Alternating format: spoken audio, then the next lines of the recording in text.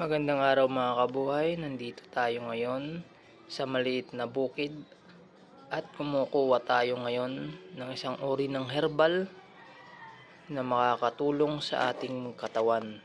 Ang herbal na ito ay maraming benepisyo sa ating katawan. Bago ko po ito sinubukan, nanood po muna ako ng YouTube, nag-research po muna ako ng kung anong mga benepisyo ang naibibigay po ito. Ito po ay ang mga benepisyo pong nabibigay nito ay tulad po ng pagmasakit pong ating tiyan, masakit pong ulo, pagtatai, at pampagana na rin sa 6 ayon dun sa akin napanood. Nakakagamot din po ito ng hika, sa mga pasa. Yung pasa po, yung dahon niya ay itatapal po natin, didikdikin at itatapal po doon sa may pasa. Malawak pong buka rin na to at marami rin po ditong herbal. Mabuti na lang po at wala pong nagagalit. Total nagagamit din naman po natin sa tama. Hindi lang po sa pasa, yung hirap pong makaihi, almoranas, diabetes, tsaka galis. Marami pa pong ibang mga benepisyo ang naitutulong ng herbal na ito. Ipapakita ko po sa inyo mamaya kung paano po gamitin ng herbal na to. Ang herbal na to, ang pangalan po dito ay ang makahiya. Kung po tama po ang narinig nyo, makahiyang herbal po ito. Ito nga po, binubunot ko isa-isa. Sinasama ko na rin po yung mga ugat. Ugat, dahon, lahat po yan. Para magamit ko po.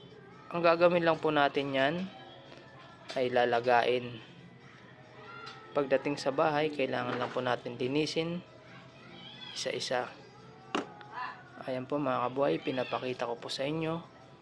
Pinuputol ko po siya isa-isa para magkasya po dun sa lagayan ko. Dahil pagdating mamaya sa bahay, hugasan ko rin po yan.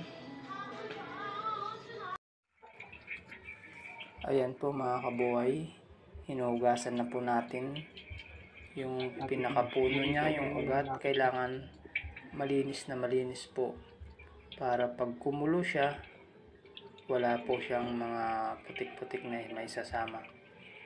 Dahan-dahan lang po kayo kasi marami pong mga tinik-tinik ito. Kailangan maingat po kayo. May mga tinik-tinik po ito. Kailangan maganda po yung pagkahugas niya. Yan. Dinamihan ko na rin po para pang 1 linggo ko pong inuman yan. Tapos pakuluan po natin. Pagkatapos po niyan, kailangan maganda yung pagkakakulo, kailangan mga 30 minutes, saka po natin isasalin sa pitasa kung saan nyo man pwede pong inumin. Yan, iba na po ang kulay ng ating tsaa, nating makahiya tsaa. Ayan po mga kabuhay, yun, para po siyang kape. Ang lasa niya naman hindi siya mapait.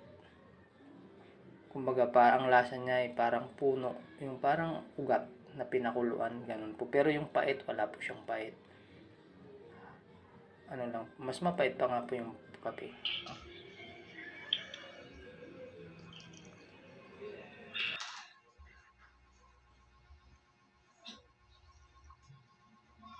Sarap.